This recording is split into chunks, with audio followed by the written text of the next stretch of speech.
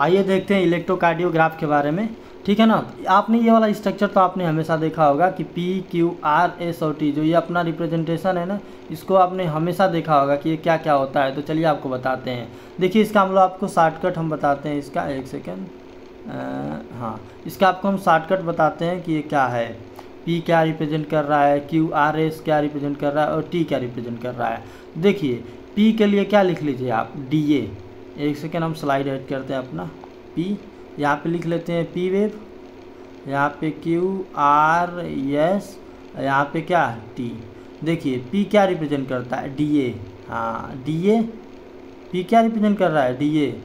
और ये Q R S D B, और ये टी क्या था, आर बी, ठीक है ना। इसका मतलब क्या होता है यहाँ पे, इसका मतलब है डीपोलराइजेशन,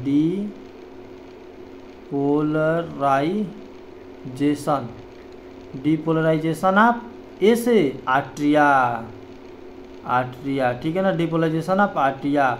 यहाँ पे डी भी मतलब क्या हो गया, डीपोलराइजेशन। यहाँ पे डीपोलराइजेशन मतलब क्या होता है, एक्साइटेशन, ठीक है ना। जो आर्ट्रिया क्या हो जाए अपना, आर्ट्रिया कंट्रैक्शन करने लगे, चाहे excitation contraction.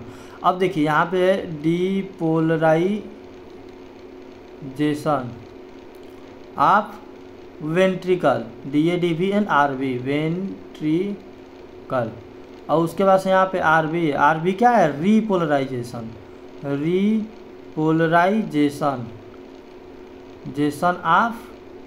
Jason of ventricle, ठीक है ना।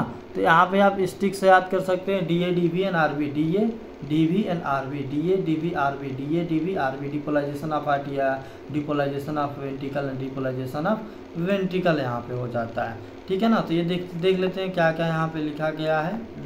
सॉरी कहाँ पे था ये, देखिए P wave represent the electrical excitation और डिपोलाइजेशन ऑफ द आर्टिया। मैंने बोला ना ये क्या है अपना, डी ए है, ये अपना क्या है, डी ए है, ये अपना क्या है, डी ए है, ठीक है। और ये क्या है, डी वी है, डी ए है, ये पूरा क्या है, डी वी है, और ये क्या है, आर बी है, डी ए डी वी, और ये क्या हो गया, आर बी है।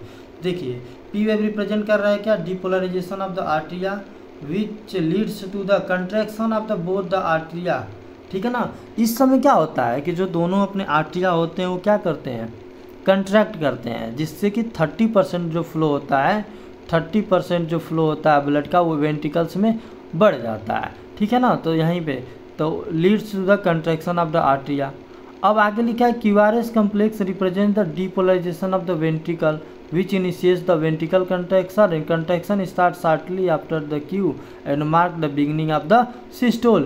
Q क्या मार्क कर रहा है, beginning of systole contraction, ये क्या है, beginning of systole, ठीक है ना, beginning of systole हो गया है यहाँ पे, जो कि वो क्या रिप्रेजेंट कर रहा है, बिगिनिंग ऑफ सिस्टोल। तो ये था डिपोलाइजेशन ऑफ आर्टिया, यानी आर्टिया क्या करेगा, कंट्रैक्ट करेगा। जब आर्टिया कंट्रैक्ट करता है तो 30% फ्लो अपना वेंट्रिकल्स में बढ़ जाता है। उसके बाद अब क्या करता है कि अब बारी आती है किसकी, वेंट्रिकल्स की कंट्रैक्शन की, यानी इसकी डिपोलराइजेशन की। तो जो अपने वेंट्रिकल होते हैं वो क्या करते हैं, जो अपना वेंट्रिकल होता है वो क्या करता है, कंट्रैक्ट करता है, जिसकी वजह से जो आर्टिया रहेगा वो क्या करेगा, रिलैक्स करेगा।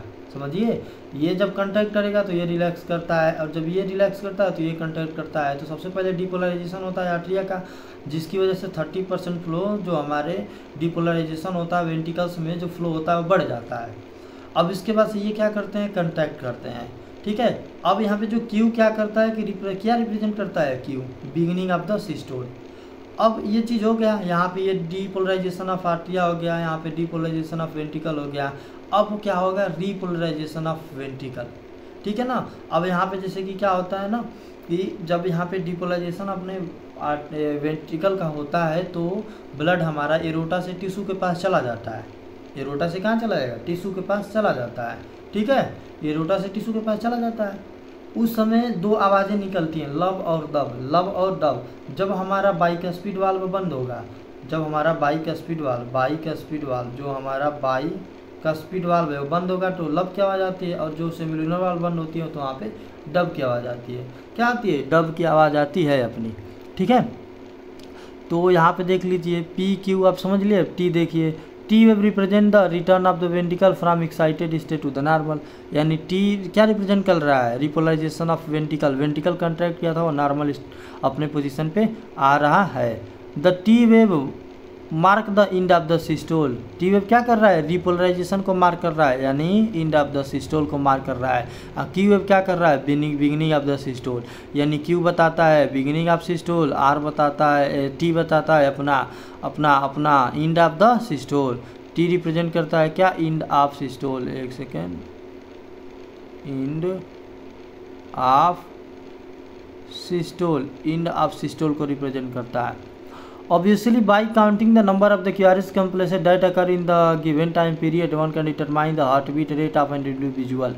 इसको काउंट करके आप हार्ट रेट को बता सकते हैं। ECGs obtained from the different individuals have roughly the same shape of the given lead configuration. जो different individuals का यदि आप ECG ड्रा करते हैं ना, तो जो उसका शेप आएगा वो सेम आएगा, ठीक है ना। Any deviation from this shapes indicate a possible abnormality और the disease, hence it is a great clinical significant. यानी ईसीजी में यदि ये जो हमारा ये जो ग्राफ शो कर रहा है इससे थोड़ा सा डिफरेंट यदि आ रहा है, यानी कोई जरूर एबनॉर्मलिटी उस एनिमल के बॉडी में है, चाहे उस आदमी उस इंसान के बॉडी में है, यह एक ग्रेट क्या है, क्लिनिकल सिग्निफिकेंस है। इसका उपयोग हमारे जो मेडिकल इंडस्ट्री है उसमें बहुत ज़्यादा है इस चीज़ का यूज। डॉक्टर्स हमारे इसी चीज़ को देख के पता लगाते हैं कि कोई हार्ट प्रॉब्लम तो नहीं है, आपको किसी चीज़ का घबराहट तो नहीं हो रहा है, ये सारी चीज़ें इसमें करते हैं, ठीक है ना। तो यही था डिपोलाइजेशन ऑफ हार्ट या depolarisation of ventricle, depolarisation of the ventricle.